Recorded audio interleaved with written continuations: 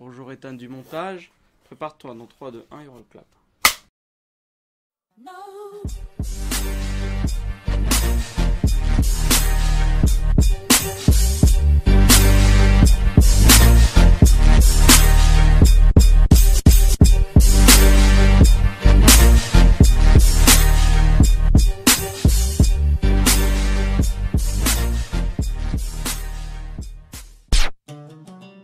Donc d'après la tradition, il y a l'étape de la loi. D'abord, après la Torah orale et après la Torah écrite. S'ensuit des Nevi'im, Ktuvim, Mishnah, Gemara et les commentateurs. Parmi tous ceux-là, il y en a qui ont vraiment marqué l'esprit par leur ingéniosité et leur intelligence. Pour l'anecdote, lui, c'est mon arrière-grand-père du côté de mon père, très connu dans le monde de la Torah. Donc moi aussi j'ai des origines, on va dire... Respecte mon autorité! Retour en arrière. Lui, c'est le Baal Shem Tov, un très grand pionnier. On y reviendra. Bon, si vous êtes doué en géographie, comme Nir. Nir, qu'est-ce que c'est la capitale de l'Allemagne? Berlin. La capitale de l'Australie? Canberra. La capitale de l'Inde? C'est Bombay. Bon. Tu sais pas? Non.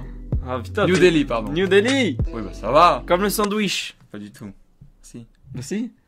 Et pourquoi? C'est vrai ça. Qu'est-ce que tu fais? Je réfléchis.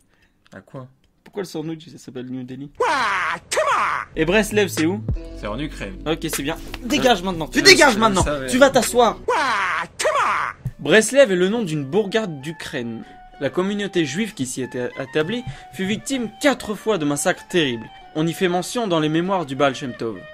À Mesbos vit le Baal Shem Tov, qui fut sans doute l'homme qui fait naître la Chassidoute Breslev comme l'un des centres spirituels les plus déterminants de l'époque. Jusqu'à aujourd'hui.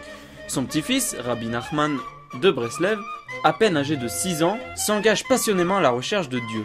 C'est à cet âge qu'il commence à écrire son premier livre, Sefer Amidot. Assez important pour le souligner, il avait 6 ans, Rabbi Nachman, quand il a écrit son livre. 6 ans.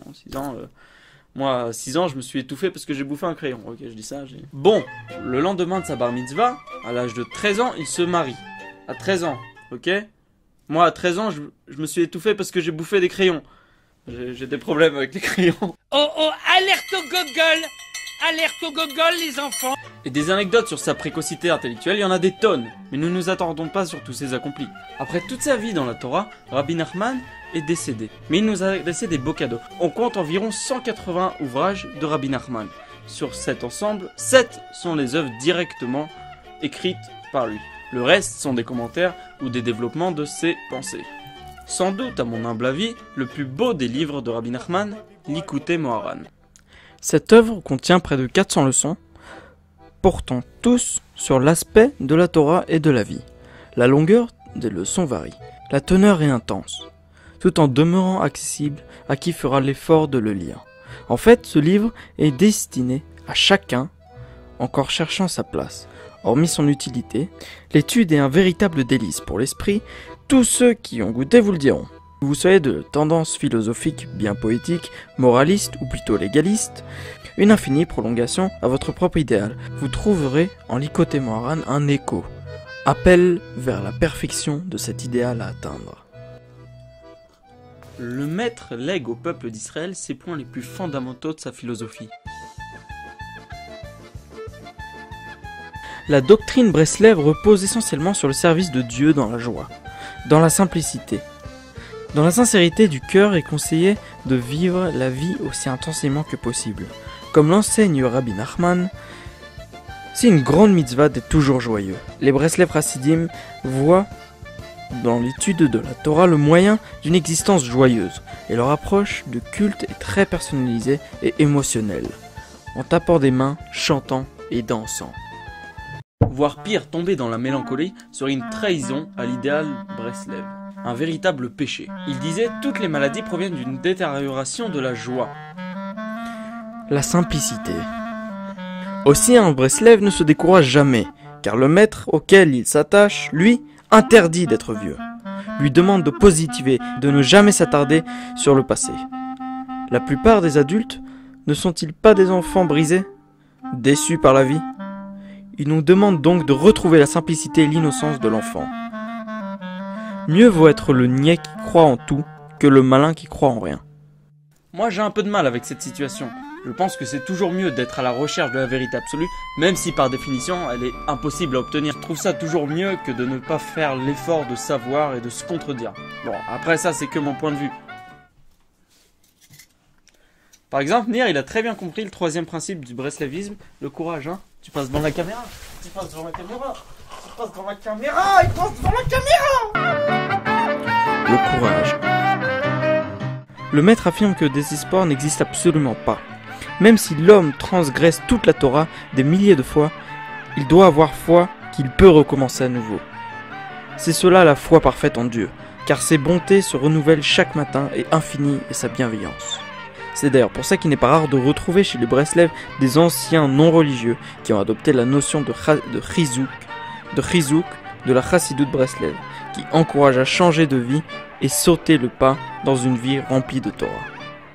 Et le dernier point de vue que je définirais, c'est la pureté par la méditation. À commencer par la relation qu'il entretient avec Dieu. Le fait de parler à Dieu par la méditation, loin de l'image qu'on peut se faire en observant l'Asie avec la position du lotus, la méditation de Rabbi Nachman est une méditation par la solitude. Prendre 1 heure de ta journée dont tu dois t'isoler autant que tu peux pour prier et parler à Dieu. Considérer bien tes actes et faire le point. Que fais-tu de ta vie? Comment passes-tu ton temps? Est-ce que ainsi tu dois vivre ta vie?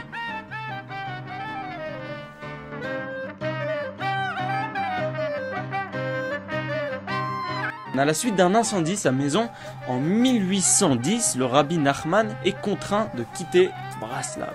Il est hébergé par un groupe à Ouman. Rabbi Nachman de Breslev est décédé à 38 ans, emporté par la tuberculose. Des années plus tôt, Rabbi Nachman avait confié à ses disciples qu'Ouman était un bel endroit pour être enterré, du fait de la présence dans le cimetière de la ville de 20 000 victimes juives du massacre à Ouman en 1768.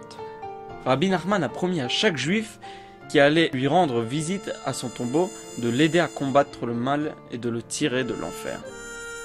Sympa. Un nombre croissant de juifs se prêtent chaque année pour aller à Ouman. En 2008, environ 25 000 personnes participent à ce pèlerinage. Nir y est allé par exemple. Nir, tu viens, raconte. Ouais, viens raconter comment c'était Ouman.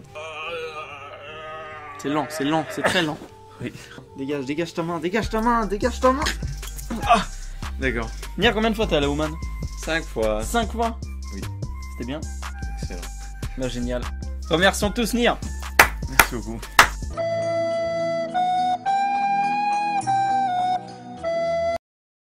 Pour conclure, nous allons continuer à découvrir, grâce à cette série, de nouvelles cultures et de nouvelles religions. Vous aurez remarqué que je n'ai pas mis mon avis personnel sur la religion. Ce n'est pas le but de cette série. On est surtout là pour apprendre ce que les religieux pensent. Je vous conseille, un petit conseil de famille, de vous abonner. A plus.